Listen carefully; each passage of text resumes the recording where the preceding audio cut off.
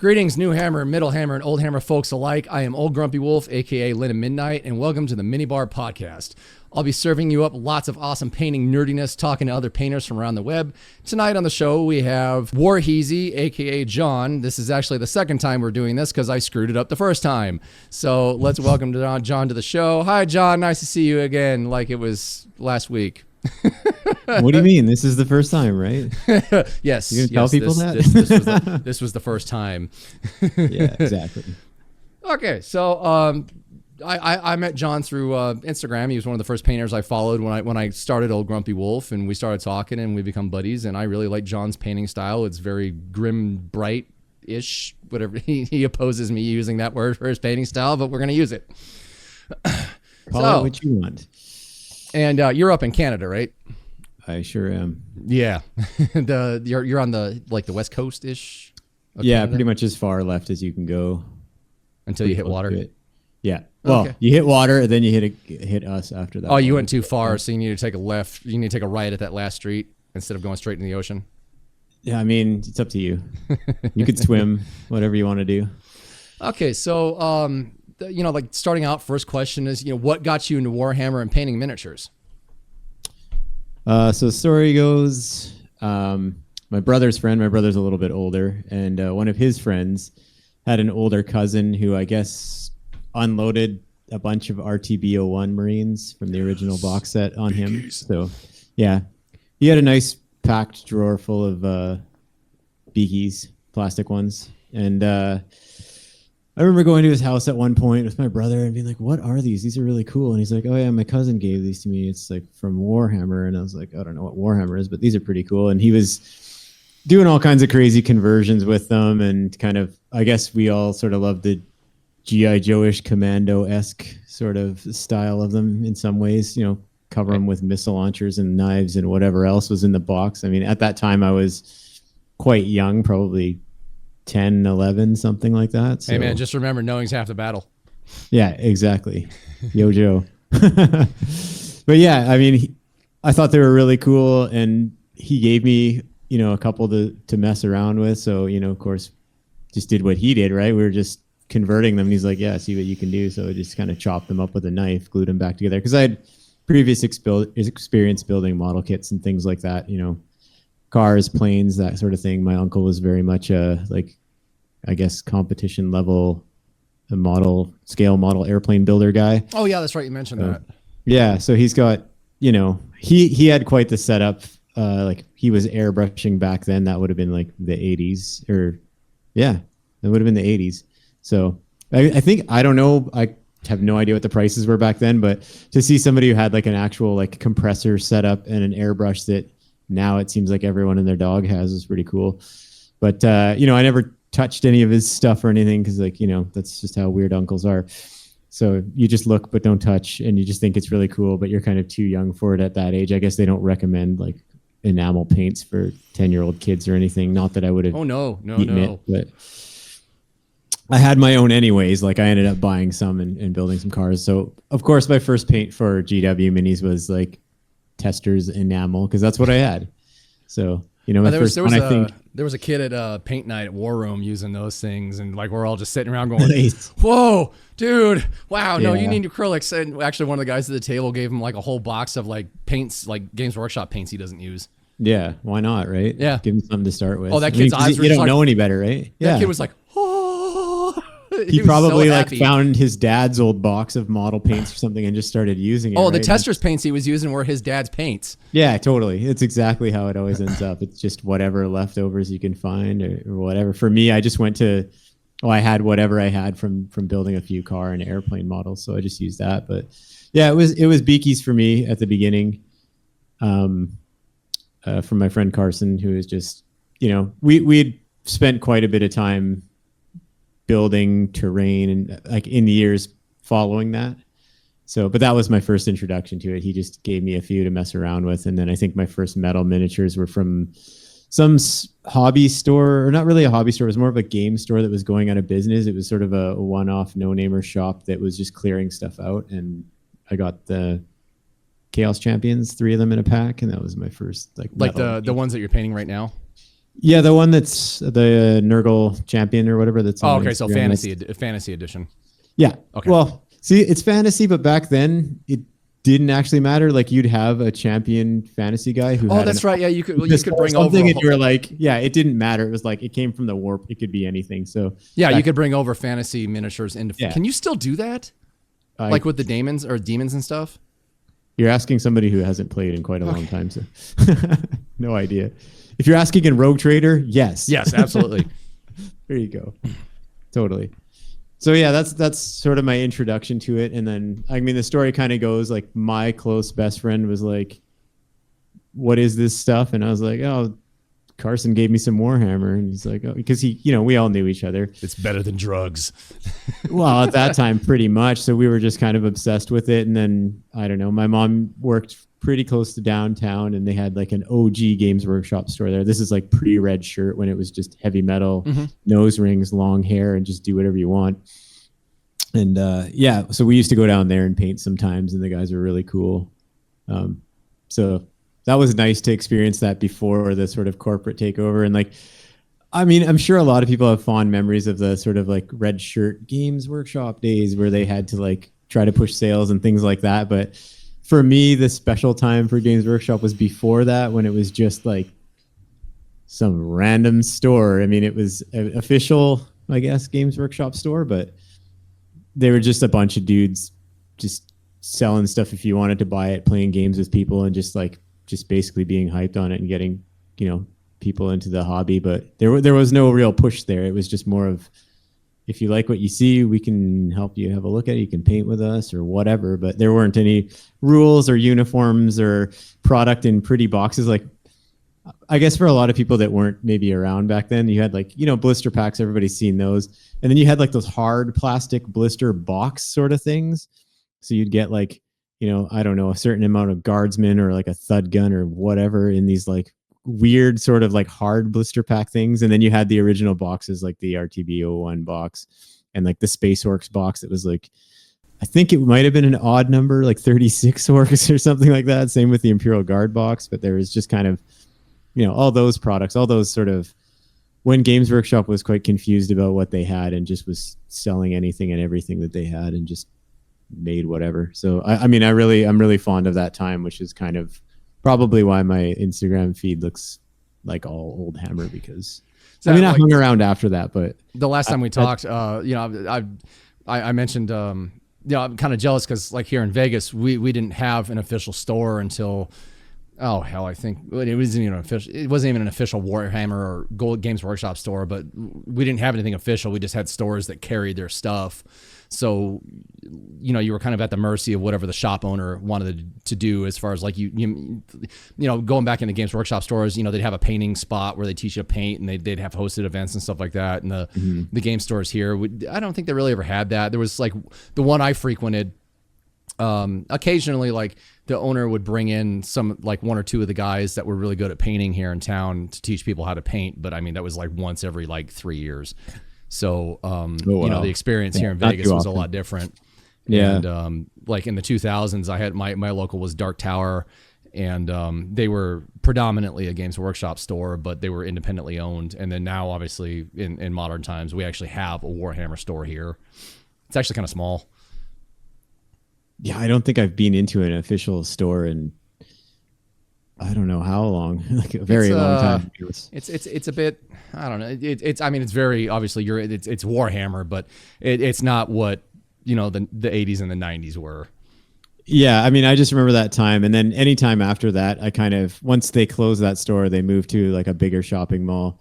When it went all corporate, I just didn't really go anymore. Like because I still went to my local hobby store. And so I just kind of went back to my local hobby store because they were really good. Like if you wanted anything, they'd bring it in, and they carried such a wide variety, well beyond like it's quite a good hobby store. They supported really everybody. So if you're really into model kits, like they carried just about, even now, they're still around, and they do, like there's a full on Gundam section with every little Gundam you can think of. And then for like historic wargamers, there's these miniature ranges I've never heard of like this one piece cast bunch of Napoleonic whatever. I don't know what that stuff is, but it's cool. They carry everything. They support all those people, Magic the Gathering, you name it, vinyl figures. They got all kinds of stuff in there. It's a really big store, and they've been around for such a long time, and they have such a following in the city. Like, I mean, I still have, and they also have like competitions. It's Imperial Hobbies, but the funniest thing is, so they always gave you like a business card with a stamp on the back that had a certain percentage off. And if you spent a certain amount, you got another discount card. So you'd go in, cool. You'd get your, and if it was an expired discount card, it was just less of a discount, but you could still use it. And then eventually, like years and years later, they had competitions who could bring in the oldest like discount card. Like this is just a business card stamped on the back, right? But people had collections. It was like a whole thing at some point where, you know, you got to keep your discount card and just cross it off, stamp it again or whatever. And just like, yeah, it was, they have such a following. It's a really cool store. Did you get into the hobby because of gaming or painting? I think the models. So the models were the most interesting part, which probably means painting, because that's the one thing that's carried through all those years. I've always painted. I mean, I didn't game that much to begin with, or even, I don't know, my peak gaming wasn't really a lot of gaming. So it was more of the hobby, more of the social aspect, and painting, like the actual, I guess, hobby of modeling / painting, or whatever you want to call it. Yeah. So basically, you were attracted because of the fun models and the artwork and stuff like that. Yeah, for me, there's just nothing really like it, and I mean, kind of even now, there's nothing really like it. Nope. It's newer models don't really stand out the same way to me. I mean, I see occasionally things that are interesting. I saw something the other night on Instagram. I think it's through that Squidmar. They were going over their own competition winners, and I saw this really cool model in there, and I was like, "Oh, I wonder who did that." So I looked up the Instagram of the person who painted it, which pointed back to the person who sculpted it, and they don't really sell it. So you're like, "Well, that was cool, but I can't have one, I guess." Well, I think what got me with the hobby was, you know, I got the old Epic Space Marine and Epic Adeptus Titanicus rule books and trade on a comic book trade, but accidentally from somebody in junior high. And I just remember like looking at the rule books and seeing these little miniatures and like all the artwork, and it was so crazy that it was nothing like I'd ever seen before. And it feels to me like in modern times, yeah, the artwork's gotten better because obviously newer technology, digital painting, but I mean that old like John Blanche artwork, every other artist that was at Games Workshop, you know, doing like black and white artwork for the rule books, and especially the miniatures, and it was like those are miniatures. Somebody painted those. You know, my 6th, 7th grade brain couldn't process that, but it was so cool, and all the rules and stuff. Just I didn't understand anything. But I could understand like, oh, little miniatures. These I want to paint those. well, me and my friend were very much. We used to make our own games. Oh, really? Actually, I remember when I first met him. So this is before I even saw the Games Workshop stuff. But my own best friend, still best friend. Shout out to Squirrel War Party on Instagram. War Party. Squirrel War Party. That is an awesome name. That is epic. I mean. That's Brent. Yeah, we made all kinds of games. I remember at one point we were in a split class in elementary school, and we were reading this book. I think it was The Phantom Toll Booth or something like that. And I guess we were supposed to make a project or something that involved the book, and to like kind of make something creative that would represent things that you saw in the book. Oh, and we made this. He used to like, I don't know, for lack of being rich and being able to just roll down the block and buy the latest Milton Bradley thing, he used to make a lot of games himself, like that he'd played at other people's houses or whatever, and just cut everything out of cardboard himself, and you know, just make all the pieces and stuff. We were always like that as kids. So I remember that Phantom Toll Booth thing. We made this game and we brought it to school, and it had all these kinds of like interesting rules and whatever else. And like if you landed on the same square as another player, you could fight them by rolling dice. And like we didn't know anything about wargaming back then, but we just thought this would be a cool concept. Mm-hmm. And so, like, I guess it kind of goes hand in hand that when like everybody in our class wanted to play it, by the way, they were like, nice. This is the thing I've ever seen. Like, what is this that you guys brought? And like the teacher was just like, awesomeness. Yeah. Like, what is this? And we're like, I don't know. It's fun though. If you want to play it, let's go. And like, yeah, everybody wanted to play it. It was kind of interesting, but you guys were suddenly the cool kids. Definitely not the cool kids. I don't think you can really like. Maybe you could be a cool kid now being into Warhammer, but back then, actually, you know what? That's probably true. I have a couple of friends that we met through doing like sports, like climbing and things like that. And when they found out I painted Warhammer, they were like, "Dude, that's the coolest thing I've ever seen." And I was like, "I didn't tell you guys because I thought you'd make fun of me." It's like that shoe. It's like that shoe on head thing where she's like, "Oh yeah, guys only do stuff to get girls' attention. Nice looking Warhammer models." Yeah. It's like, yeah, I guess. Yeah, I think things have come around in that respect. I think people have a lot more appreciation for the time and craft, or just being into games and having fun, right? Like it's fun. A lot of people like it. Like, why would you talk about somebody having fun? It kind of blows me away, like how I don't even know if you want to call it mainstream, but how popular Warhammer 40,000's gotten, like, since me getting back into this last year. And like I was poking around and paying attention to like painters on Instagram and stuff going on YouTube, a year or so before that, because my best friend was still painting at the time. But I just can't believe like how big it's gotten. Like my gals, her two kids, they both knew what Warhammer was, and I'm just sitting there like, I would imagine with really? that latest game they put out, now it's gonna explode again, right? Like maybe it would have been a good time to buy Games Workshop stock after they put the game out, because like, I mean, imagine the reach that like Steam gets with just about any game, and then once people see that, they're gonna be like, where does this lore come from? And then they're gonna find 40K or whatever, and then I'm sure a good percentage of them are. I mean, my friend, he's a mechanic at a Toyota dealership, and he sent me a picture yesterday of somebody's dashboard that had Space Marines fighting a Gene Stealer glued to the dashboard. So I mean, Jesus, it's pretty mainstream, I guess.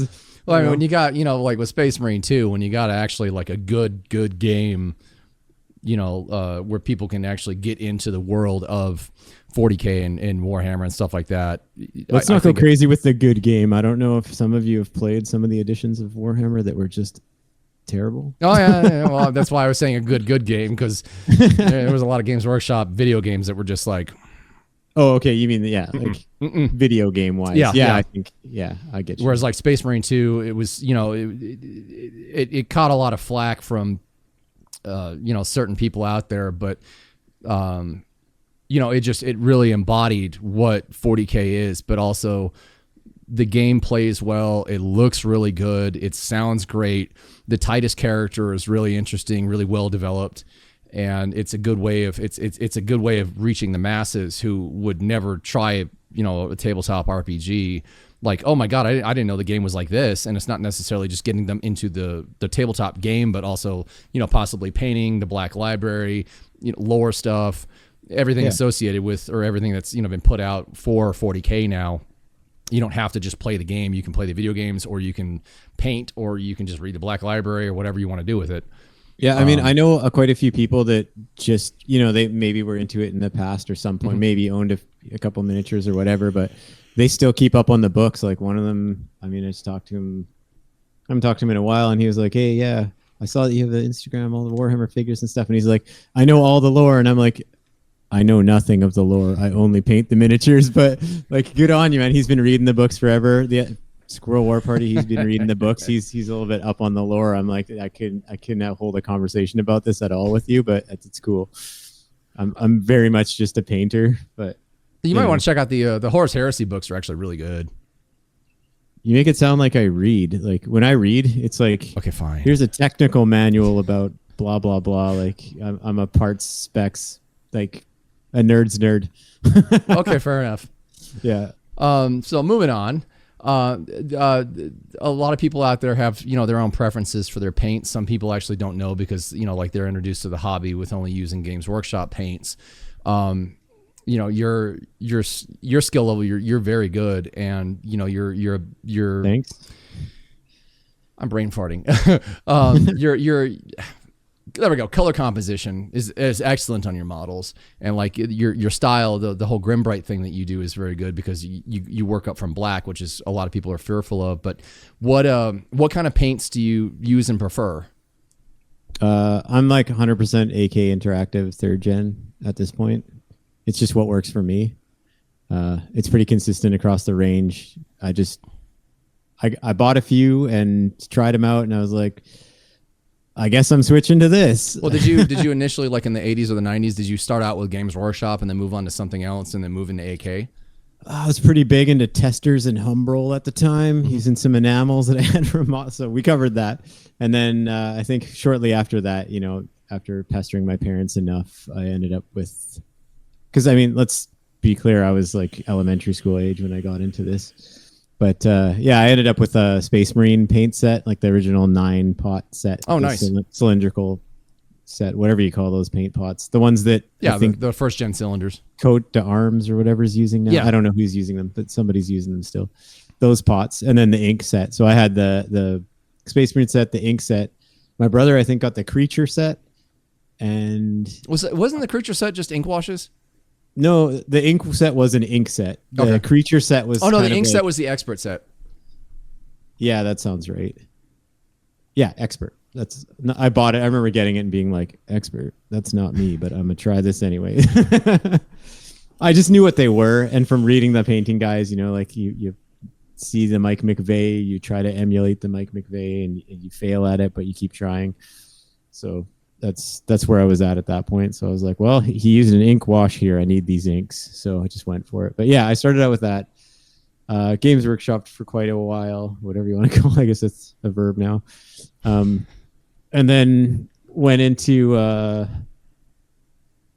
Vallejo after that. When they started showing up in our local hobby stores, the friend that gave me the Beakies way back when did they start showing up for you? Like, was that like mid to late 90s? Yeah. Oh, okay. Yep. So, I mean, I took a break from the hobby probably at some point. I think I was really heavy into Magic the Gathering when it first came out. Like, I got in almost like ground floor on that, which looking at the card prices now, you're like, wow, I should have hung on to some of those. Yeah. But anyways, off topic a little.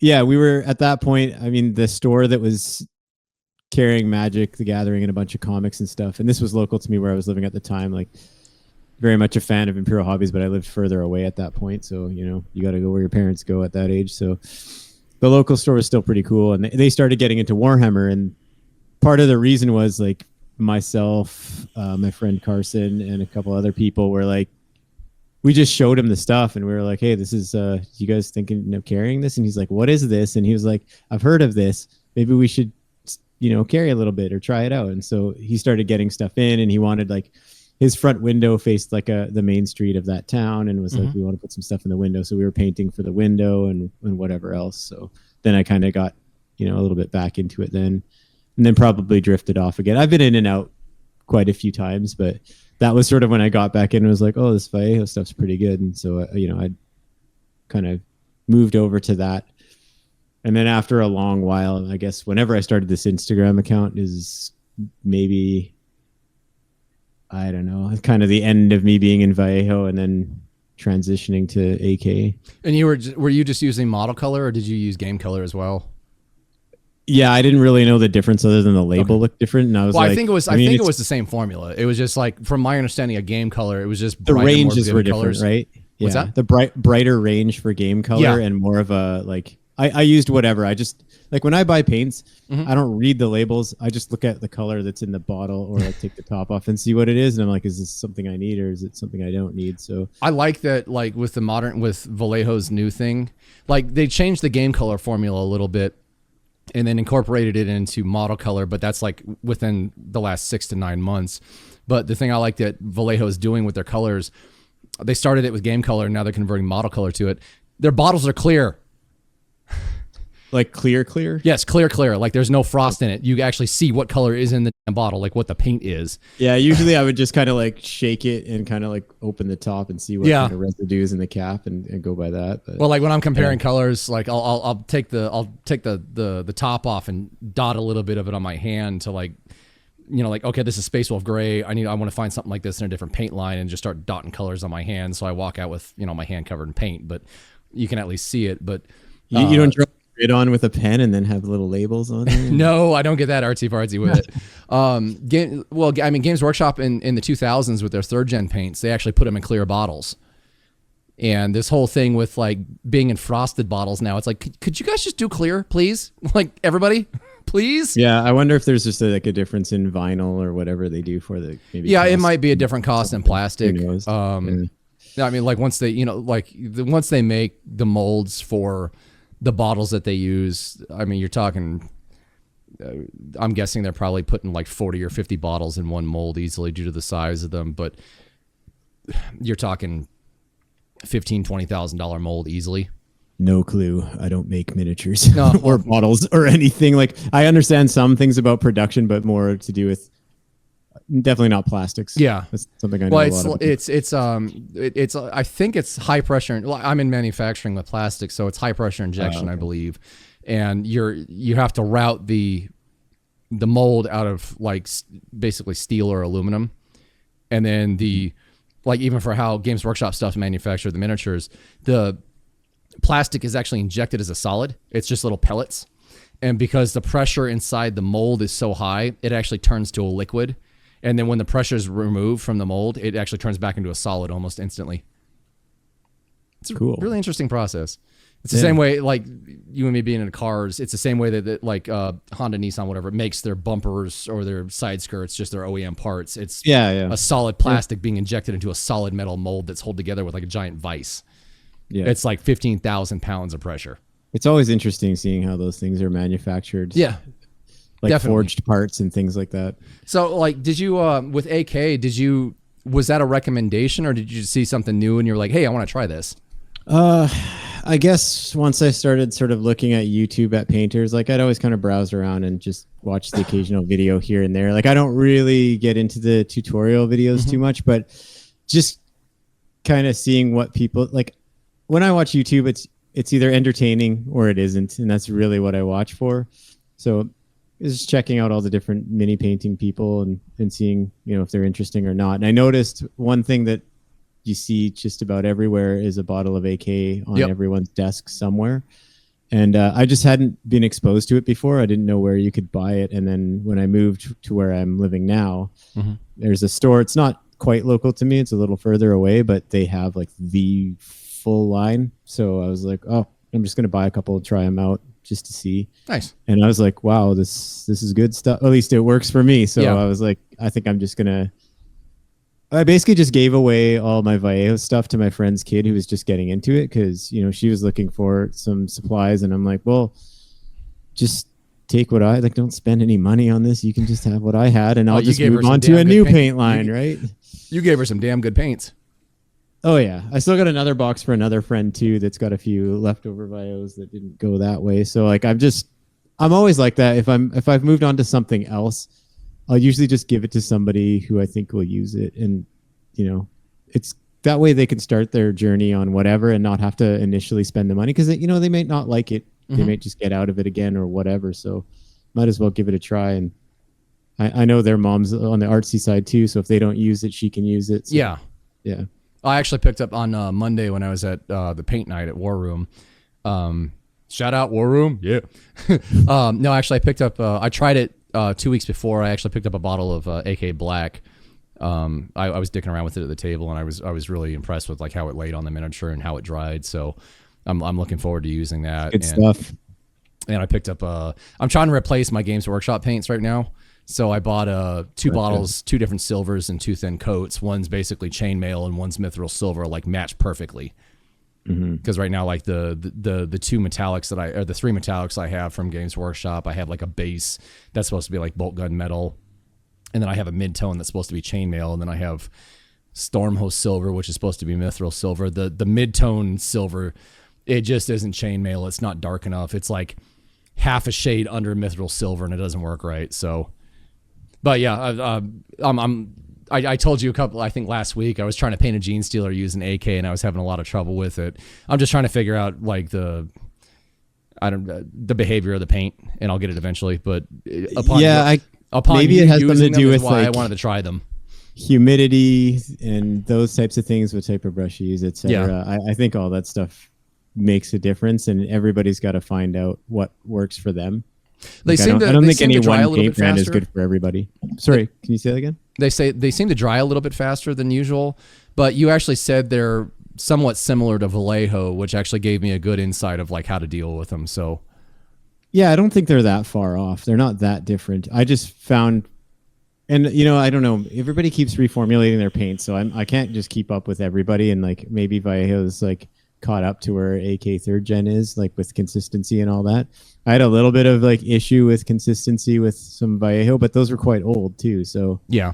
They're probably good too. I don't know. Oh, I know like Vallejo tends to like if they've been sitting a while, they tend to get really thick in the bottles. And like I'll get them and I'll dump some of it out and actually put a mixing ball in there and pour, and like whatever I dumped out, I'll pour the rest with water. And as they kind of like go down in the bottle, I'll keep adding more water. And it's like I'd say 2/3 of a bottle plus water plus a mixing ball is actually just a really good mix. It comes out like nice and thin. I'll tell you what, I don't use any mixing balls. I don't really shake that much, and like everything just works fine for me. Yeah. So I don't know. Maybe I'm just lucky. Who knows? Oh, there's some folks who are like anything. who like die hard with like their vibrator paint mixer on the desk. I'm just like, Oh yeah. dude, put a mixing ball in there and some water and shake that bad boy. I just whip my hand around a little bit, and Yep. if I'm done shaking, I guess I'm done, and just squirt it on the wet palette and go for it. Right? Oh, that's so you actually use a wet palette. Yeah, Okay. I made that change. I don't know. When I got back in for the last time, I think I saw a video on it, and I was like, what is this wet palette? And I was like, I might as well give this a try. And I was like, this is amazing. For me, it works really well. Like I love it, but I I'm understand still it's not like for everybody. old habits die hard. I have a piece of glass. It's a dry palette, but people are like, how do you use a dry palette? I'm like, because I put a bunch of water on it as I'm painting. That was my last palette. Actually, was an old lens from like an old lamp that broke. Like the nice. lamp broke, so I just pulled a piece of glass out of it. It was a good sized piece of glass, so I used to use that. And then when I discovered the wet palette through the power of the internet, I just went with that and never looked back. And like, I don't actually buy like brand name sheets of paper to go. I just use baking sheets. My wife was like, why don't you just use this? And I'm like, okay, it works perfect. So That's like the same thing. and like, honestly, my wet palette isn't even, it's not the Tupperware thing that people make. I did the Tupperware thing. It's actually, so my wife used to make a lot of like cards as a hobby. And so she has all this cool stationery stuff left over. And she had this like stamp pad, like ink blot holder thing. And I guess the ink dried up on it. So she gave, because it's basically like a flat little case that flips open. So you just pulled the foam out. And then she got rid of that thing a long time ago. She kept the case in case it was useful for something. And then I think for the sponge, I wanted a thin sponge that was really dense. So I actually was at the hobby store and they had like replacement sponges for a war painter palette or something. And I just bought that and cut it to fit. And I've been using that same sponge ever since. Oh, okay. Like, I'm just careful that it doesn't get moldy or anything. And it's all good. I kind of change water and things fairly regularly. I don't like kind of let things sit forever. It just gets gross and whatever else. I'm just not that guy. Like my airbrush, every few times I use it, I only use my airbrush really for priming, but I just clean the whole thing, like full dismantle. It's not that hard. It doesn't take that long. I know everybody's really like, oh, it's such a hassle. But for me, it just soak everything if you have to. You put it back together and it's like a brand new airbrush every time. Yeah, it's primarily all water based. I see people on YouTube and theirs just looks like covered in paint and stuff. And I'm like, maybe they just use it really often. But for me, mine always looks brand new. Like I just clean it. Yeah. No, I haven't tried the airbrush thing yet. Pepper, my gal, she just got her paint set from War Painter or Army Painter, and big shout out to Adam at Army Painter for helping out with that.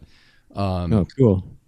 But like I was showing her, it was a Zumiko video, I think. I forgot his name exactly, but he was Yeah, that like sounds about right. Guy with the beard. yeah. Yeah, he was speed painting a bunch of Eldar swooping hawks, and he literally wanted to speed paint them. So he just did like dry brush. Like I think I saw that recently, and I was like, "How could you speed paint a swooping hawk?" He did a really good job with it, and it's he just such a cool did, miniature to like just I watched it. And I was like, yeah, okay, I get it. Like he kind of did something different. Yeah, which is kind of like, I don't know. He sort of went from one color to another, and it wasn't quite the traditional way of doing it, but he was trying to like kind of elevate, I guess, not really slap chop, but whatever. I don't know. Well, I showed her the video because I gave her a small demonstration, but I like here in my house, but I wanted her to see like what it was like between dry brushing and airbrushing with like a zenithal highlight, and then applying, speed paints on top of it, and then actually going back with regular paints to. Wait, so did she get a set of speed paints? Is that what? No, she got the 50 paint set. Okay. And there are some speed paints in there, but I told her that we'd have to go over War Room and pick up some extra colors, because there's a few key ones that are really helpful to have that they're just simply not in the box. Mm-hmm. So she might. You don't just let her use your paints? I don't have a whole lot of contrast paints. Oh, okay. But no, like actually the selection in the box, it's actually a really good selection of paints for like being 50 paints. Mm-hmm. I was digging through it, and there's she's got pretty much a lot of the same colors I do. And like for those watching, and those that know my models, I don't have a lot of paints. I'm not one who has like 300 paints. I have, I think, maybe 60 or 70 paints total, and that's all that I use. And some of them I don't even touch, just because I was looking for particular colors and they weren't it. Yeah, sometimes you do that, right? Like you buy one, you think it's going to be useful, and then it just kind of, you're like, when's the last time I opened that? Well, I was trying to find snakebite leather, somebody making snakebite leather, and I couldn't find it. I found Monument Hobbies makes something close to it, so I was like, screw it, I'll keep that. So I ended up buying like 5 different browns to find it, because you can't do the test daub. There's a crazy hack for that. It's called mixing. That too. I just don't feel like doing it. I just want snakebite leather out of the pot. And I need to plunk down the change and just buy one of those the set of Nostalgia 94 paints. Oh yeah. Because it's actually the same. It's the same factory and the same paint as the. If that's what you like, yeah, just go for it, man. What's up? If that's what you like, just go for it. Yeah. I think you'll enjoy it. Why not? But yeah, just there's a good selection of paints in there, and just showing her Slap Chop or Zenithal or what, I don't even know what to call it correctly, but she's like, oh, that looks really cool, I want to try that. So she's got at LVO she bought a box of like 10 or 15 Orc Boys, like that were fully pulsable before the current ones, and she bought another box of Fantasy Edition Squigs and a Squig Herder. Nice. So she wants to try out some of the stuff on those, and I told her, I was like, if you want me to actually paint one up with you, or paint something up to where you can try and mimic it, just let me know and I'll paint something for you. She's like, oh, that's kind of a cool idea. Yeah, maybe. Unfortunately, in her little world, she's like, when I find the time, because she's always on the go. But yeah. So moving on. New question I kind of came up with as I was sitting here preparing for all this stuff today. Was there anyone in particular that influenced your painting style? Or was it something that you kind of developed on your own? All of us from that time were kind of like Mike McVeigh, Tim Prow type of fans. If you know, you know. I guess it just is what it is. So I mean, did you start trying to mimic them, and you just kind of grew into your own style? To be honest, I don't.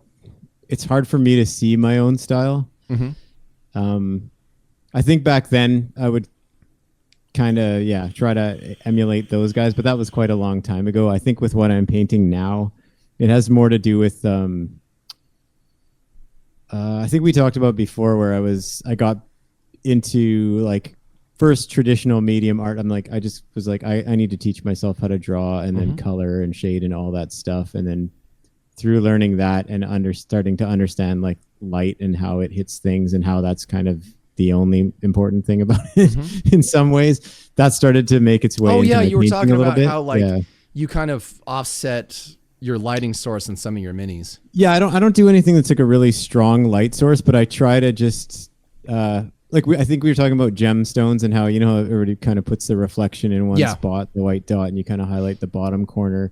And I figure if you've got that, it means you have like at least one sort of like not right above but high and in front light source. So I try to respect that a little bit when I paint. I don't do anything too crazy, but I try to at least make sure that like if you're doing 2 different knee pads, both knee pads will kind of like, I tend to go left if I'm looking at the front of the miniature, like my left would be this side that the light's on. I tend to do it in the same side every time. Don't know why, but it just is what it is. But fall into what makes you happy. Yeah, and for me, like I don't want to do any specifically hard light source. Like I just, at least for now, I'm just sticking to just a general kind of like high and in front light source that's off slightly to one side, and just try to keep everything with respect to that. So I don't think I get it perfect or anything by any means, but I'm just trying. That's just the direction I'm going at the moment. You may have mentioned something last time that, like with the current grim dark style of painting, or just the current style of heavy metal painting, that like all the edges are highlighted, so no matter which way you look at the model, it like always looks like it's reflecting light. Well, to me, it doesn't look like it's reflecting anything that makes sense sometimes. Yeah. So like for me, let's say you had an edge, like say, I don't know, Corner of a box. I guess, yeah, or like the rim of the edge of a cuff or something of a Space Marine. Like I feel like there's going to be one part along that edge that's going to have a brightest highlight. So if you edge highlight it, you're going to put like a brighter highlight at like, not quite a specular highlight, but maybe you could call it that. I'm not sure I understand that term fully, but like there will be like a zenith or a peak or an apex along that curve that will have like the brightest highlight, and it'll kind of fade off from there. So like if I highlight an edge, I wouldn't do a singular consistent edge highlight all the way around. Maybe I would if I was going to put brighter highlights on top of that, but I wouldn't just put the one by itself. It just kind of looks odd. And for me, I know we were kind of talking about, because you're like, I like to paint my miniatures like everywhere, and like I don't paint in sub-assemblies very rarely. So I'll just put the whole miniature together and just awkwardly move my arm around the thing and just suffer with. Yeah, I'm totally fine with that. I'm not filming it, so I don't care. So that's me. But also like I'll leave areas that are dark. Like I like to start from black, and like that establishes kind of that shadow area, and like there's paint in there. Like I don't think I leave too many areas that are just straight black and no detail. I would if I had a really strong light source, but I haven't really gone down that road yet. So normally I'll just like say if it's, you know, something gold, the bottom side of it will be very, very extremely dark brown, probably, with maybe minimal or not a lot of highlights. And that's just kind of how I do it. So if you flip my miniature fully upside down, it would be pretty dark. Yeah. I don't think you'd see a lot of anything other than very muted dark colors. That's just the way I do it. You're talking about the awkwardness of it. It's like when you drop a 10 millimeter into your engine bay in your hand, you come up with this. Yeah, and then there's like blood running down your arm, and like Oh dude, you're working on a car. If you're not bleeding by the time you're done, you didn't do it right. Yeah, you screwed up somewhere. So one question that I wanted to touch on, and I'm glad we got to redo this, what I wanted to ask was, how do you think old Games Workshop minis compare to their new miniatures? They don't. Okay, fair enough.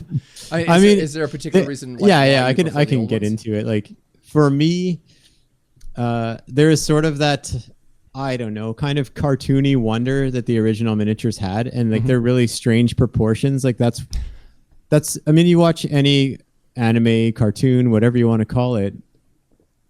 Show me a character that has perfect anatomical like structure. There really isn't, but we love watching it anyways. And like I mean, I guess maybe in a way, I mean, you look at Street Fighter. I mean, we grew up in one of the best era comic books. Are you kidding me? Jim Lee? Yeah, exactly. So like I kind of love that sort of cartoony fantasy. I mean, it is. I mean, there's freaking books called fantasy miniatures that are just about like Golden Dean winners from back in the like late 80s, early 90s, and like that. Just for the audience. Just so you know what John's talking about. Oh, dude, you got, what year is that one? This one I think is 89 or 90. I think this is I've got this is 90. Oh, mine's 89. Mine's the year before. Yeah, I think they only did like 3 of these. There's not too many of them. I kind of wished I bought them all, but I was young then, and I don't know why. I think I might have got it for Christmas from my parents or something, and like I've kept it ever since. Like it's one of the books that's gone with me everywhere because I still love looking at it. Like yeah, you look at the miniatures in there, and you're just like, I mean, all the different painting styles. That's the thing. I love all the different painting styles. Like mine's just one of an infinite number of them, and like. Even modern paint jobs, like I respect it and it's interesting to look at. My favorite ones tend to be the older ones that are a little, I don't know, I guess kitschy or whatever is the right word for it. Like the old models have that look to them, and when they have that paint style on them too, like that's just what I like to look at the most. I like to look at all of it, but I like brighter, bolder colors, and I like those sort of disproportionate style that made things not look like reality. I think it's better that they don't look like reality for me. So, I mean, and just a heads up, new versus old, that probably explains it. Yeah. For anyone watching, there was a YouTuber that actually went over, I think this this actual book. So if you want to see like old Golden Demon stuff, try to find it. I want to say it's not Midwinter Minis. I was just talking to him earlier today. Go away. Thank you, Games Workshop, for taking my money. I think it's Snakeworks Studio. I think he did a video on that particular book, and it was actually pretty cool because like he went through a bunch of the winners. I know that Louise Rogue Hobbies, she actually did a video on like painting styles through the ages, like Golden Demon from when it first started all the way up until Golden Demon now, and she does show a load of stuff from the book you have, John, and my book. And she talks about like just the differences in like 80s, 90s, 2000s, 10s, and 20s painting styles. So there's a whole lot of Grim Bright love in that video, and big ups to Louise on that one, even though she never answers my DMs. So once you reach 50,000 subscribers or something. So, and another question relating to how old GW minis compare to new, what do you think about Grim Bright painting from the 80s and 90s versus like modern grim dark heavy metal kind of stuff? It's really, I don't know, I guess in my mind of what I think the modern sort of heavy metal style is, it's just very box art. Is that what we're talking about? Yeah. Yeah, I mean, I don't know. It's hard to describe, I guess. Like to me, the box art just looks a little flat, I guess. I mean, they still use bright color and things like that, so it's I don't know what it is. I guess maybe the emphasis on to make it look a little more like poppy, I guess, or whatever you want to call it. Like I don't think they ever go too crazy or too loud on the color, and like yeah, I think like looking at Marines now, like a lot of the colors, they're more realistic, they're more subdued. Like yeah, you don't have that Blood Angel that looks like it's bright orange. Yeah, like the Blood Angels now, like their base colors seem to be like almost like a deeper red. Like Ultramarines are a darker blue, Space Wolves are a darker blue gray. Right. You know, I mean, like in the 80s and the 90s, there was a reason why they were painted like that, and it was because of print media at the time. Tim Prow and McVeigh sat down and actually figured out what looked the best in photography. I think it took them like 6 months. And they were painting stuff, having it photographed, sending it off to have it developed, getting it back. Oh, we need to actually make this brighter, stuff like that.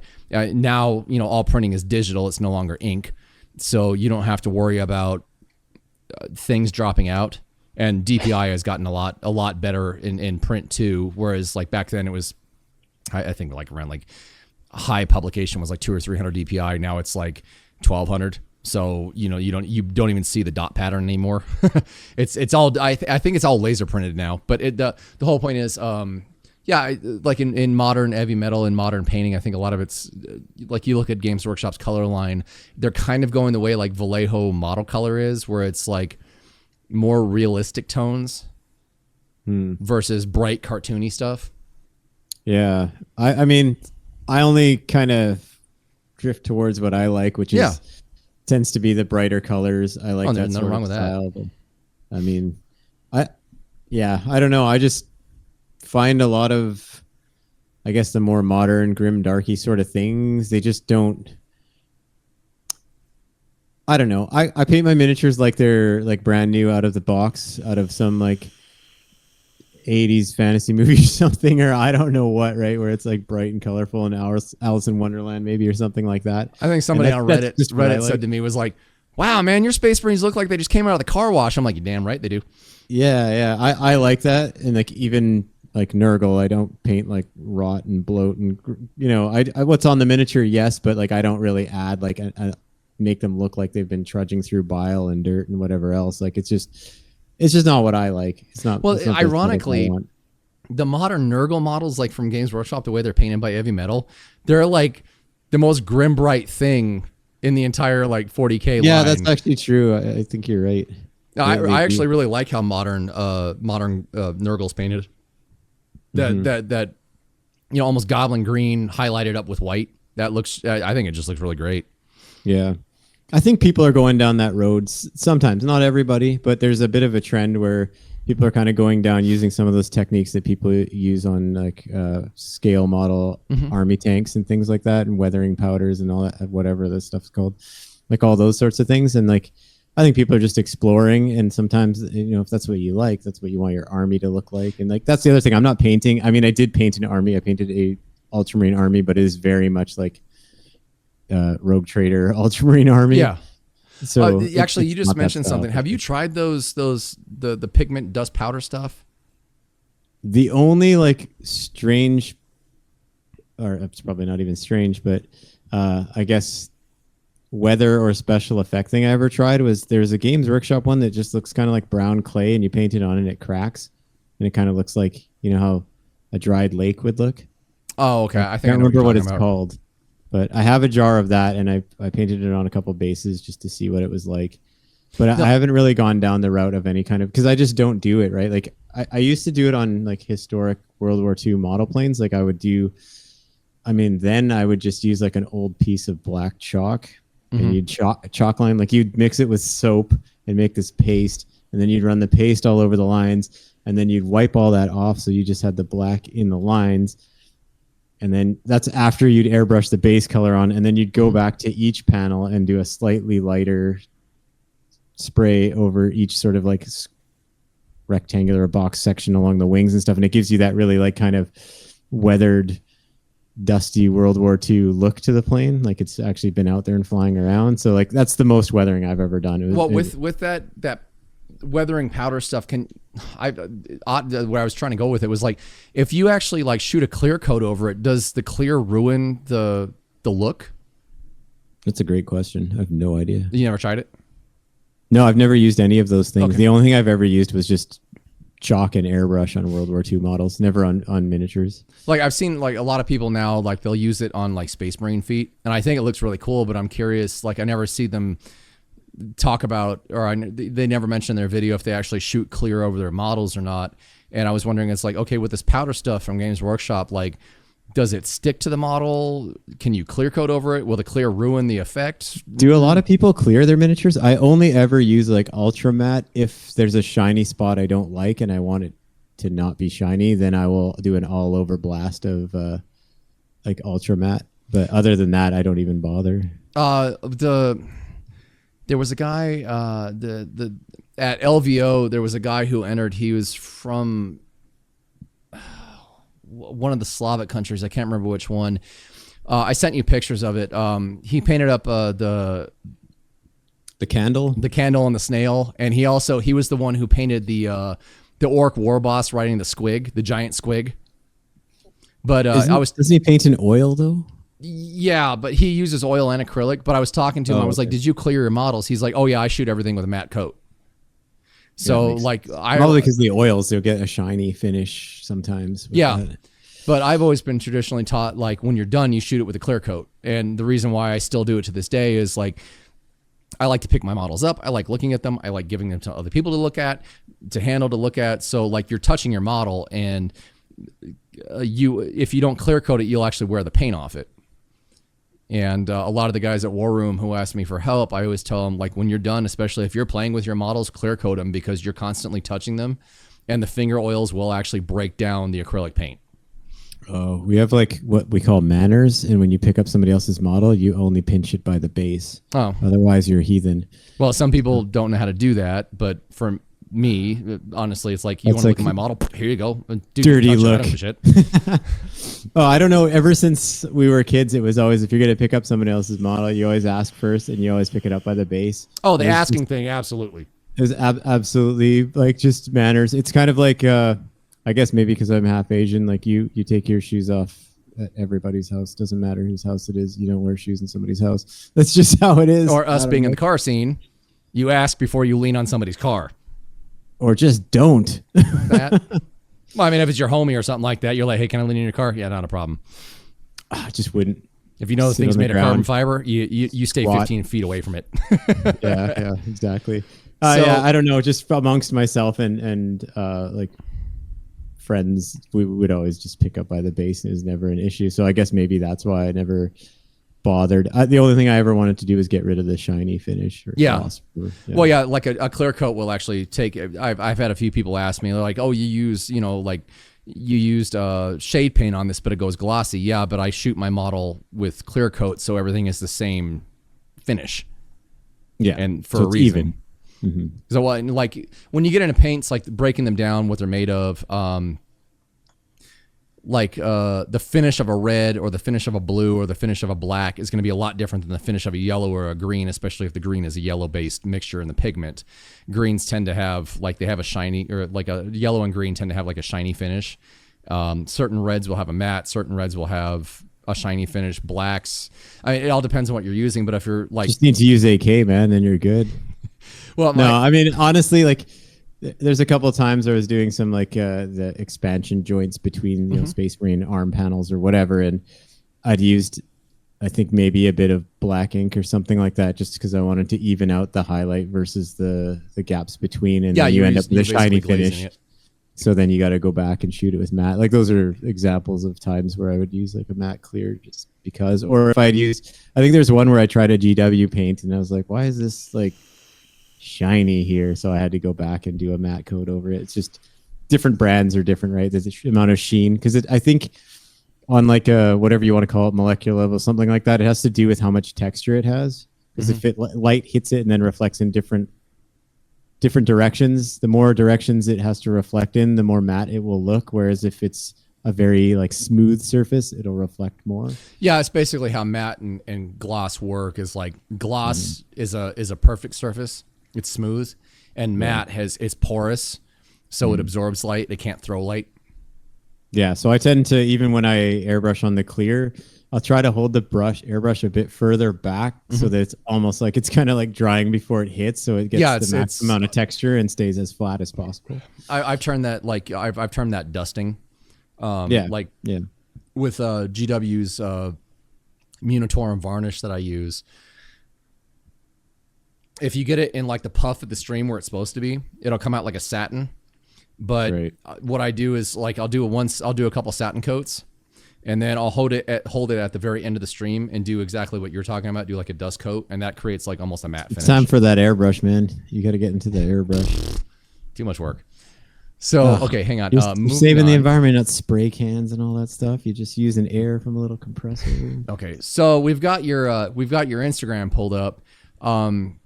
Is like out of all the stuff you've got here, is there a couple ones you want to talk about? We talked about some of them last time, but do you want to pick something different this time around? Because you've got a lot of stuff, and I still love your camo. That looks so cool. Modern new Hammer kids are gonna be like, Space Marines for camouflage? Oh yes, they were. Yeah, I just got to crack the Rogue Trader rule book, and they're in there in the color section. I still love this model. I just like the pose on him. It's funny because all the close-ups are without backpack and without basing done, but trust me, they're all done now. So I don't know, just going down the list, any ones you want to talk about? I mean, you can just start wherever you want if you see something. Oh, there's your X-Arch that was in the background of the photo at the beginning. Yeah, so that one's going to get a touch-up. I don't know. I'm not 100% happy with it, so that's why it's in the background. Okay, fair enough. Close that and start all the way back at the beginning. So honestly, actually, again, I still love this model. Let's just start with this guy. I mean, this is the one that you gave me, which I was completely shocked to receive miniatures in the mail from someone who barely knows me. But I mean, thank you so much, and like that was very cool. I'm still trying to figure out what I want to send to you, so we'll get there. When I got this thing, I mean, obviously I'd seen yours and we were talking about this miniature and you're like, oh yeah, I've got another one. I'll send you one. And I think you had a 3D printed ones maybe or something that you had. So you weren't too worried about it. But so like I figured I would do another quartered scheme. This is probably the second or third quartered model I'd done. So I think there's a blue and red Brazen Claw Terminator Captain somewhere in there. And then I started this one, and then I started to get worried when I hit the ugly phase. And then I persevered because I'm pretty pleased with the way it came out. I really wanted to get some geometric pattern in there, so I got the checkers on the fist. And did you ever figure out what chapter this was? Oh man, I forgot to look. You suck. It's like Emperor's something, or I don't know, man. Somebody will show up in your comments and be like, come on, idiots. Bro, how do you not know this? Because it's on that chart. It's just we're slowly going. Yeah, and there's like 150 other chapters on that chart. yeah, fair enough. But yeah, I just kind of went through there and like Fourth Company, and they were doing like the green chest eagle, so I went with that. And yeah, I love that little. I like the little touch of green there, and I really like the checker pattern you have on his power fist. Mm-hmm. And now looking at this closer, like your non-metallic metallics on the gun, that is just super cool looking. Oh, thanks. Yeah, no, I've been pushing really hard to push myself to work on my non-metallic metal, and so that's why pretty much you'll see nothing. Also, if you look at my paint collection, hold on, is this grays, or did you actually mix some blues into like where the silver should be? Well, I always, if I do metal, I tend to do a cold gray. So okay, cold gray. So yeah, there's blue like blue, more or less. Yeah. Like I either do like warm gray or like I rarely ever get to neutral, and if I do, it's probably for a specific reason. And well, for like listeners, like in case you guys you're kind of new to the painting, like there is actually a difference between like grays. You have cold grays, you have neutral grays, and you have warm grays. And figuring out what works for you and what works in certain areas will be very helpful to what you do. Personally, like John here, I like using cold grays. They look really good. Actually, even if you look at the gun, so if you look at the the gun looks like a neutral facing up and down. The gun's like more neutral, warm, and then the two magazines are definitely on that cold spectrum, and that kind of gives you an idea of, because it's more or less all gray. Like even black tends to get highlighted. Yeah, the two Vallejos that I use now for grays, one's basalt gray, and I forgot what the other one is, but the basalt gray is actually like a cool gray, and it looks really cool when you highlight it up. Mm-hmm. Yeah, so I mean, this one, I think it turned out pretty good. I love the miniature regardless. Like, it's such a cool mini. Yeah. I don't know. I wish they still made it or made more of them or whatever. I see a lot of people that are making 3D miniatures are covering this guy in a bunch of different ways. So I'm sure we'll get lots of different cool versions, which is exciting. And one I want to touch on is like one of your latest, like this, we were just talking about this in the break. This Farseer is just super cool. I didn't even know this sculpt existed. I have almost all. I think I do have all of them. Like I have the entire collection of old school warlocks, and it's actually a warlock, but sorry, not a warlock. Yeah, sorry. It's okay. Yeah, this is another one that's an older paint job that I just did some touch ups on, just because I wanted to get him away from metallic metals, because that's the way I'm going, and it's like more practice the better. So. No, yeah. I like your use of the non-metallic gold on his chest. It offsets the purple really well on his cloak costume, whatever you want to call it. Yeah, and then the blues tie in really well, and I like that you did the head in grays, and especially you did the mask in like dark grays, and then you actually brought blue into the surrounding piece for the mask. Yeah, it's like a white that's got that sort of blue shade to it or whatever. I can't remember how I did it, to be honest, but it's a fairly simple process, I think. It's kind of strange to me, like, in not gloating at all, just painting for so long. Like, so many people are terrified of whites and yellows. I mean, they can be tough, though. I mean, I've had some battles with white, that's for sure. Like that, the Mark 7 Apothecary, man, that thing was something else to get the white to behave. Oh, you're where is he? It was for that Apothecary project. Yeah, that guy. That white was a struggle. It's not my favorite, but we got there. Did you base it in white and then shade it down, or did you color over what you shaded with?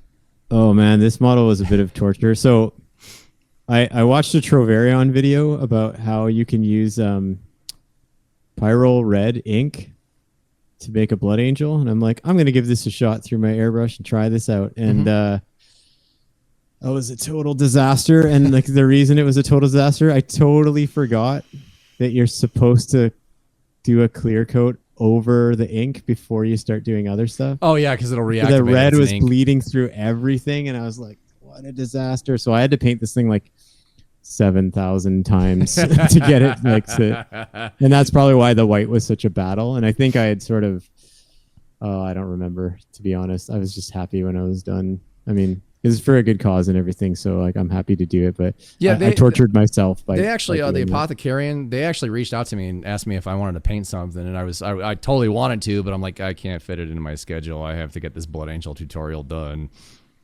Yeah, I mean, they've got a lot of people behind it, so I wouldn't feel too bad. But I mean, and also they probably just wanted to reach out to everybody and give everybody the opportunity, which I think is cool. I like now that I know they exist, like I'll plan for next year. Like I've got already planned for Olden Demon, working on that, planning for Darren Latham's paint challenge, whatever he comes up with. November and December will be dedicated to what I do for LVO, and then I know that Pepper and I are going to try and go to Adepticon next year, so I'm going to paint something up specifically for Adepticon. Oh, cool! That'll be cool. But somehow I've also got to squeeze in, like the first quarter of this year, doing my Space Wolf tutorial as well. Because Army work Painter, cut out for you. What's that?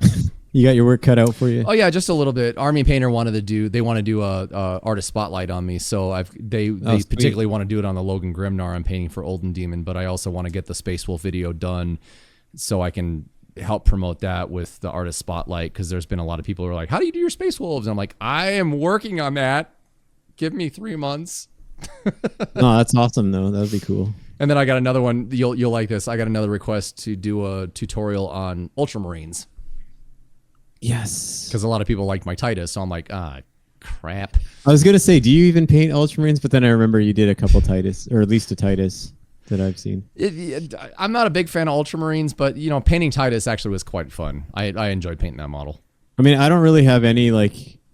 Yes, I have an entire Ultramarine army, but it's only because they're blue. Dude, your Ultramarines are badass. Hush. I just love blue. I don't. It doesn't have to have an. Well, I think that might be what it is for me too, because like blue is one of my favorite colors. Mm-hmm. So one of mine. Getting to sit down and actually paint with like a blue like this is just a lot of fun. Yeah. And we talked about this guy last time, and I wanted to show him again. This is just gorgeous. Thanks. It's a Mike McVeigh scheme, and this was like the sort of validation that for me that I could paint vintage box art. Like I've at least, sort of achieved the childhood goal. That's sort of like this miniature represents that for me, is like reaching that goal of I still think you need to enter this in Olden Demon. I think you'd go far with it. This is just such a great model.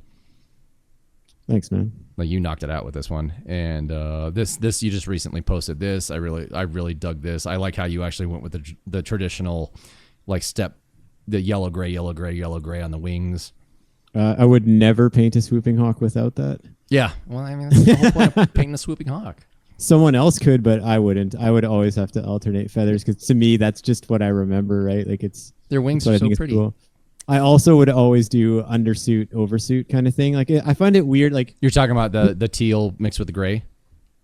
Yeah, people can do whatever they want, but I've seen most of the new swooping hawks that I've seen, people that got like early release, they painted them all one color. Same with the fire dragons. And like I thought the coolest part of the aspect warriors from the olden days were that the undersuit was different color than the oversuit, or contrasting or complementary or something cool like that. It's an opportunity to have fun with that rather than just being like monotone foot to head kind of thing, which to each their own. If you want to do it, go right ahead. But just for me, like I have to do them like for us old folks.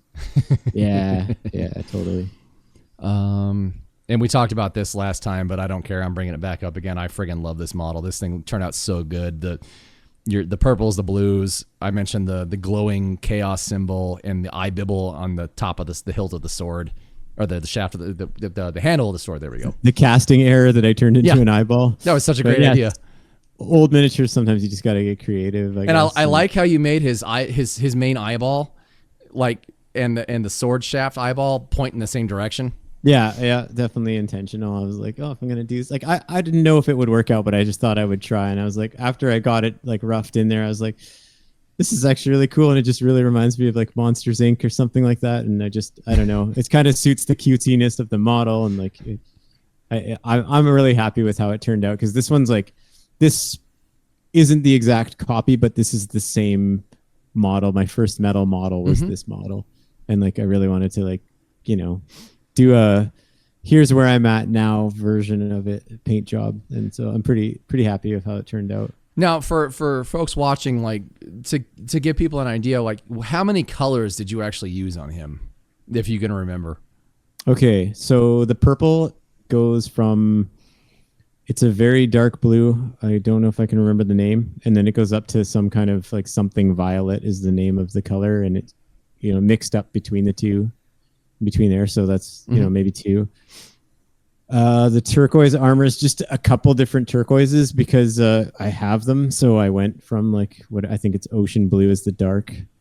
I think I actually even shaded in there with like what they call dark Prussian blue and like mixed down so it's very dark. Like, It's a Vallejo just color to get like that really like sort of contrasty look to it. And then close to neutral but kind of blue for the chainmail. Obviously, just a gray. The little puck that his logo is on is a brown. The thing on that, like the little logo that I painted on there, is just the same turquoises mixed with brighter, like mixed to a brighter level, but it's the same one, right? And then for I'm guessing for the chainmail, you just used like kind of a darker gray and just mixed up to a more lighter gray. Yeah, I think there's one that's called intermediate blue, which is a cold gray, and then I just either mix it down or up. Okay. From there, so it's not too many. Obviously, I have my choice 4 colors I use for non-metallic gold, so I pretty much stick to those. No, the only reason I brought it up is because I see like a lot of people like beginners and stuff. They think they need like a ton of different colors just to be able to do this, and it's like, no, this is probably only like, I'm guessing like 15 colors at most for the entire model.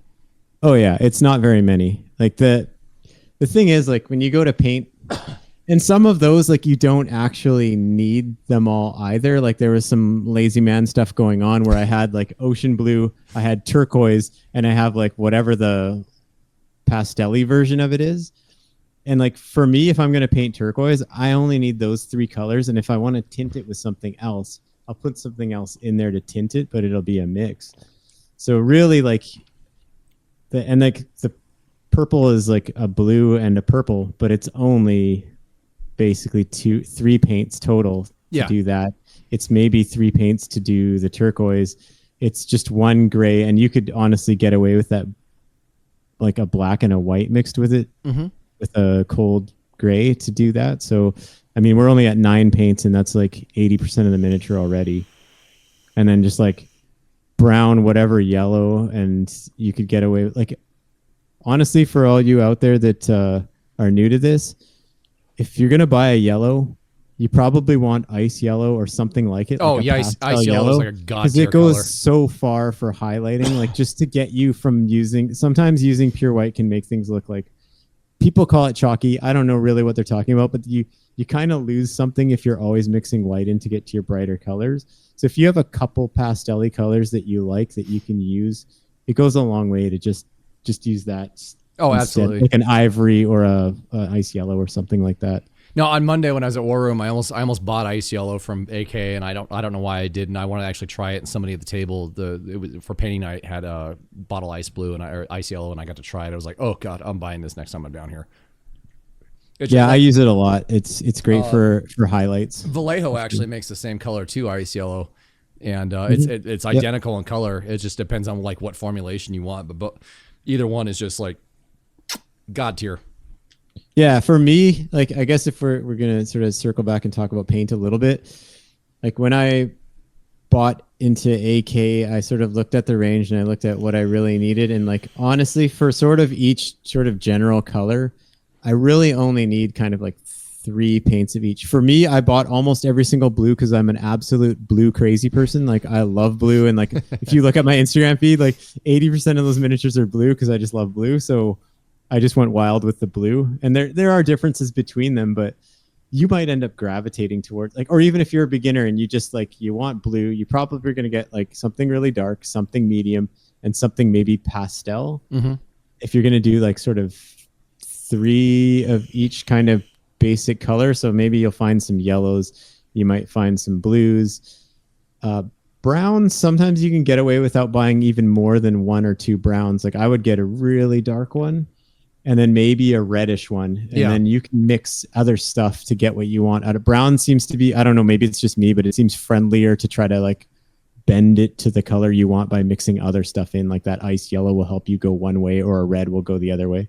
So maybe like 3 reds, like 3 greens, and just try to pick something that's going to serve you for that really dark look, something for the mid, something for bright. And then when you start wanting to go, like, say you want to do like an olive drab, maybe you can tint that green that you have towards that with what you've got. And then if you find you use it a lot, then it's probably time to like maybe look at buying a bunch of olive drabs if you use it a lot and you want to like get to some of that, you know, sort of space in between kind of color that has a bit of a tint. That's when you start expanding your paint range, I think. I mean, this is just my advice for whoever. I think if you really don't need a lot, you can get away with a ton. And really, if you're just on a super budget, and you also, it'll make you a way better painter. If you just mix everything, you're just going to push yourself to be that much better. Well, like, honestly, having more paint just means you're just more lazy. It kind of sucks that, like, I'm trying to eliminate my Citadel paints, but like there's a couple of colors I'm going to have to hold on to just because they're really good colors, and I'm going to have to find, I don't know if, I haven't gone looking for it, but like Citadel Elysian Green, it's such a great olive green. It's not goblin green. It's more of an olive green. And like, yeah, I think with any paint range, you'll probably hit a color that other paint ranges don't have, and you're just going to like it no matter what, and you're going to hang on to it. Like, I still have a few of other brands that I just keep because I'm like, I might want that. I mean, I've got Goblin Green back again. Tooth and Coats makes Goblinoid Green, and it's damn near spot on. It's great. But that Elysian Green, that's what I top all my bases with before I put flock on them. But messing around with it, there's just certain properties to like how olive of a green it is. It's not really yellow. And when you start mixing, like if you try to highlight it up with white or yellow, it has just kind of a neat effect, even though I hate the formulation of the friggin' Citadel paint. But I'm going to poke around and see if I can't find like a Vallejo or a Monument or rather Poracryl or somebody else who makes it, just because the formulation just aggravates me. But it's just such a great color. Yeah, it's interesting too when you've painted for a long time and you find those favorite colors never tend to be like a mid-tone basic color. It's always something that you tend to mix in here and there everywhere. Yep. Like for me, British Cocky, such a good, useful, and like you look at the bottle and you're like, what is this? But who makes that? Is it useful? It's an AK paint. Oh, okay. But British Cocky, I use it all over the place. Is it a blue or what color is it? It's like, what do you call that? Kind of like snakebite leather-ish. Oh, okay. It's brown. It's a yellowy brown. And it's just so useful, I find. So let's go digging. Yeah, you posted this guy the other day. I think you mentioned to me like you actually tried to use Citadel Mephiston red on it.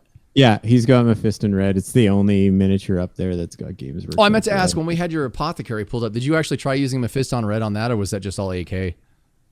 No, it's all AK. Okay. Well, it's all being tortured over top of some kind of like Liquitex Pyrrole red that was such a mistake. Now, with the Mephiston red on this, did you just use it as a base coat for the reds, or? It's in the middle. Okay. So base coating was done like with an AK, probably like hull red mixed with some black to start. I start them real dark. Oh, I just noticed something about the photo, the picture, the old white dwarf you've got it on. Those are old RTB 15 Marines. Yeah. Those are my unicorns. Your favorites. Yep. Yeah, they're definitely a cool miniature. I have absolutely zero of them, but I saw the pages in White Dwarf and dreamed about owning them too. Wait, I've been looking at 3D printers. Nice. This was actually one of my favorites that you did. I showed this to the guys at AK at the booth at LVO, and they're like, dude, we need to get a hold of him. Get at me, man. Just hit my DMs. Actually, I got the business card for one of the guys. I can give you his information. Nice. They can chase me down. I ain't chasing them down. This was actually I already bought their paint. This was one of my favorites that you did. I forgot you can't see my mouse pointer. I'm going around the sword right now. Like, I think the one thing that really sets this model off is just like how eerie and creepy his sword is. Like, it's made out of flesh, like some kind of like demon flesh. That's well, I mean, I looked at it and I'm like, yeah, he's definitely carrying like, I couldn't tell if it was like a demonette claw or some kind of Slanishi weird thing that got chopped off and he's now carrying it around and wielding it like that's not heresy, I don't know what is. But it seems like the Ordo Malleus Inquisitor just kind of embody that hypocrisy. And so I was like, yeah, I got to paint this so it really looks like he shouldn't have it. And one of the great thing I noticed about this model, especially on his face, is I like the 5 o'clock shadow you gave him. Yeah, that's this is the first time I've ever tried that. I just thought, you know what? I mean, he looks like he might have shaved this morning. What did you what did you mix in to do that with? All I did was just really like go with a watery, I think it's intermediate gray or something like that. Oh, okay. It's a cool gray. Blue, but yeah, it's a cool gray, and I just not too dark, and just watered it down and just kind of very thinly glazed that on just to give that dusty. So you painted the whole face first, all the highlights and stuff, and then you it was done last. Yep. Okay. And it's so transparent that when you do it, it kind of retains the highlight that was there anyways. No, I think it turned out great. I think it's a neat little addition to him. It really sets his face off. Thanks. Yeah, a little experiment. It looks like, I mean, it worked, I think. And your god tier Harley Quinns, these things are so friggin' cool. Let's just pull that one up. Oh yeah, I guess we never really mentioned, but like I got the package of Chaos Marines, and then my first like army, which was like basically the next thing I got when I was a kid, was some of these miniatures. Like I had the box of 18 metal Harlequins, and that was my army, RTB09. I don't remember the number on it. Hang on, I can find it. Give me 2 seconds. 8's got to be the Terminators. And just for those watching, here is one of the old Games Workshop Bibles for their miniatures. Look at this guy. He came ready. Oh, they're sitting on my desk. Sweet. Oh, yeah. Just for everybody noticing, they weren't always called squats. They were called Space Dwarves. Yes, they were. I passed over. No, because they are literally space dwarves. Yeah, it's Gene Stealers. There we go. Just like Eldar are space elves. Like this guy we're looking at right now. I think this guy actually is from my original box. This guy is from when I was 11 years old. Where's the Eldar box sets? No, that's back to Orcs. Shit. You're gonna make your viewers watch you flip through a catalog? I'm in the right section, and the pages are starting to fall out. This isn't good. Come on, man, you got this. Does it have that string binding where every page has a hole? It's RTB06. It says RTB6/2, RTB6/4. So that tells you how old it is, though. Yeah. I mean, and for those who are curious, RTB stands for Rogue Trader Box Set. Yep. The only one thing annoys me about this thing is it keeps resetting to the top. #1. And that, oh god, that model. First edition Space Hulk. Yes, kids, plastic Terminators used to look this bad. Yeah, it looks like he was made with like kind of a, I don't know, like a 2-piece mold where they just smashed it together in the middle, and that's what they. Yeah, that's how plastic molds are. They're just 2 pieces. Yeah. Well, funny enough, so like the original idea for the first Space Hulk First Edition was it was the multi-piece kind of Saturnine armor Terminator proto. You mean they didn't actually produce it that way though, right? They just were planning to. Well, no, it was like the Rogue Trader Terminators. It was a body piece and then an arm and a gun and a power fist, but their heads were tiny. So those were supposed to be the original Terminators for Space Hulk, and then the original Gene Stealers were meant to be kind of the proto Gene Stealers. They were metal. But yeah, if you look back through old white dwarfs and stuff like that, if you take a picture with your phone and zoom in on it, you can actually see that the Terminators had little tiny heads, and the Gene Stealers were kind of the proto Gene Stealers before they became the Pierce strain. Oh, I see. And they're all blue in the pictures. So I don't know if they just painted them blue because they needed product photography, which Games Workshop was notorious for at that time. The Gene Stealers and the Terminators in my box were all blue. Oh, like a dark blue? They were, yeah. If you strip that guy's paint off, he's like a very dark blue. So were the Gene Stealers. This classic old boy. Yeah, boy. Yeah, there's there's another one that's quartered in the Brazen Claw. Everyone loves that model. Yeah, I mean, I have a couple of them. You got to have a couple of those. And just for the viewers, back in the day, Rogue Trader tank rhinos were painted in camouflage. They were not chapter colors. I mean, some of the dudes were painted, like the Marines were in camouflage too. They're all over the map, which I love. I think it's cool. And just to end it, like your modern plastic sneaky beaky. Mm-hmm. Yeah, I mean, when I did the Ultramarines Army, I was inspired by like a Golden Demon winner, Derek Schubert from like 94 or something. There's a Blood Angels Army in there. It's like a second place winner or something. And I always loved that army. And that was like the inspiration to do a beaky army, or 90% beaky army anyways. So kind of circling back to like one of the questions earlier, what did you think about painting him versus painting like the RTB01 beakies? Like just fun wise. It's a little more difficult in some ways because you have such large, flat, even surfaces. Like when you look at the size of a shoulder pad on one of those smaller, older beakies, it's quite a bit less real estate than one of these guys. And then there's a lot of like what I would consider unnecessary detail on this guy, but you can't really see it in this photo, but they've got a bunch of stuff on the back of their legs and like the thigh and whatever else. And they're a little less simple than they used to be, which like even around the helmet, around the, I don't know what you'd call it, like ears or something on his headphones on his helmet. And that little bump that's between his eyes on his sort of eyebrow line, like all those little details I personally don't love. Yeah, I know how you feel. And I think on the next, like I have a whole box of them, but I've only painted this one. I'm thinking I'm just going to start getting rid of all those details. You bought them? Yeah, I've got the old the upgrade kit that has the old RTB01 style missile launcher. Oh, I want those. They're so cool. They're multi-piece. It's really annoying. Of course, I was like, yay. It's like, why couldn't you just done what you did with the RTB01 and just cast this in a single piece of plastic? Really? You gotta make it 3 pieces? I bought that, and then I bought the close combat upgrade pack.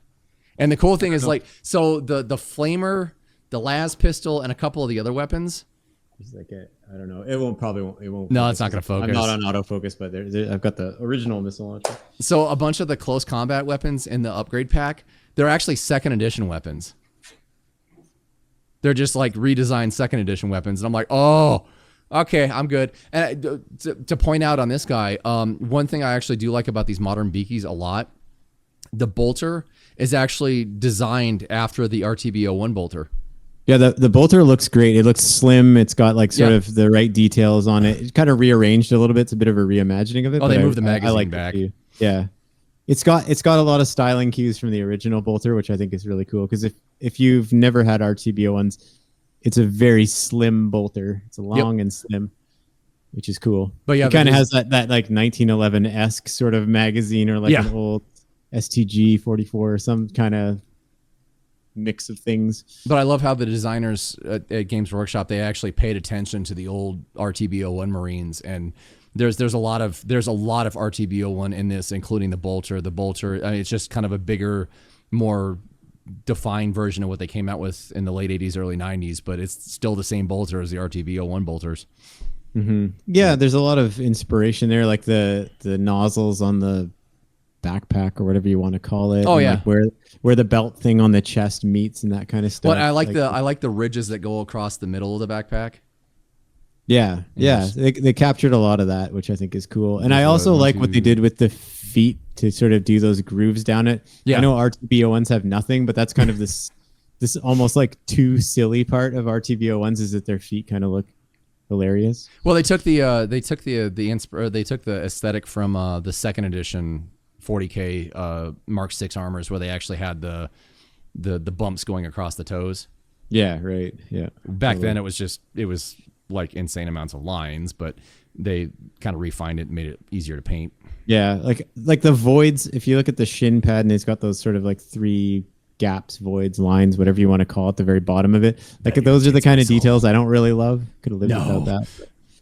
No, the thing that actually kind of bugged me about, like as Mark 7 armor went on in later editions, like 2000s and early 10s, and what you were talking about earlier with the current beaky design for Horus Heresy, is that they just added all these goofy details to the armor plates, and it's like, why?